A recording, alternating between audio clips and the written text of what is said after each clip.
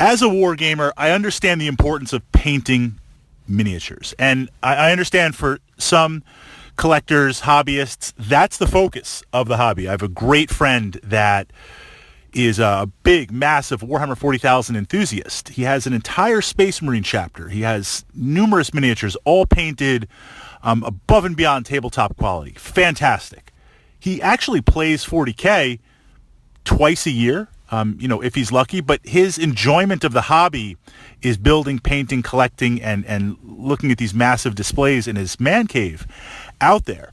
But for many of us, painting, building, it's a means, I believe, to get it on the table. And it's important to paint your miniatures. We've explored this.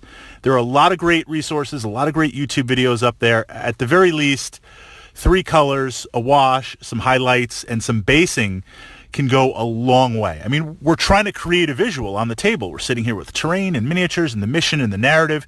We want to step out of space and time and kind of do something unique on there. But the trend that I've been noticing more and more, and does it make a difference? I might be a little bit biased in here, admittedly. Airbrushing. It seems like all of the armies now are airbrushed, especially if they are tournament-based armies for Warhammer 40K. It's like a whole... And Warhammer 40K tournament armies are expensive. You got to build them. You got to paint them. You're constantly modifying them on there. And in order to get the turnaround for the meta so quick, I mean, something will drop. Iron Hands are hot. Tournament in a week. Paint up a whole army. Boom. Airbrush it on there. I get it. And certainly the look is more uniform and the details a lot more crisp. But is something being lost? Or is there a reason to paint by brush anymore? Kind of that traditional medium. And the difference, in my opinion, I mean, certainly it's like an art style on there, and I'm far from an artist, but I see this kind of cartoon-like look. And by cartoon look, anime look, I don't mean amateur. I don't mean in a bad way at all, but it seems more like a fantasy highlight when I see hand-painted miniatures. When I see airbrushed miniatures, they look a little bit different on there. And there's been some amazing stuff, especially with the jewel effects and canopies and cockpits and weathering with an airbrush that I can't really see how to replicate that with the paintbrush. But it's interesting to see the shift more and more and more. And with the production value and the cost of an airbrush kit and a setup compared to, say, Army Painter's great, but something like Games Workshop, paint pots, and traditional tools, their prices are getting to the point where it's crazy. Someone did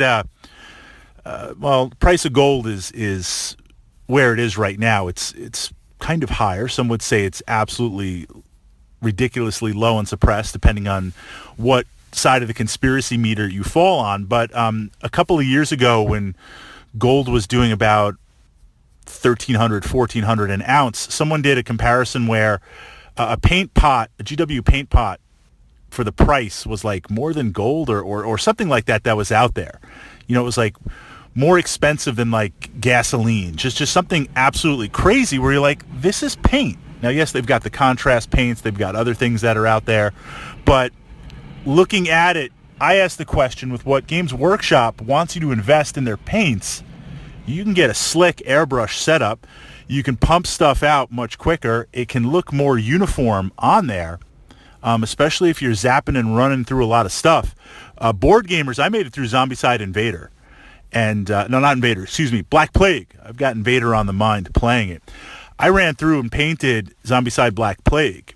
I can't do that again. I need to paint. I'm still traumatized by it. There's so many miniatures. I need to paint Invader. So I'm looking to, have a buddy help me with his airbrush and just kind of zap through them base coat and maybe take over from there. So your thoughts from the paint side of it. Now that I think about it, my gold calculation was way off. Maybe it was 800 an ounce. Well, you get the narrative with it. But in terms of the paint and build aspect of the hobby, are you a traditional painter, brush and paints? Are you exclusively airbrush? And how have you seen in your gaming community the push and the change to airbrushing being the number one medium?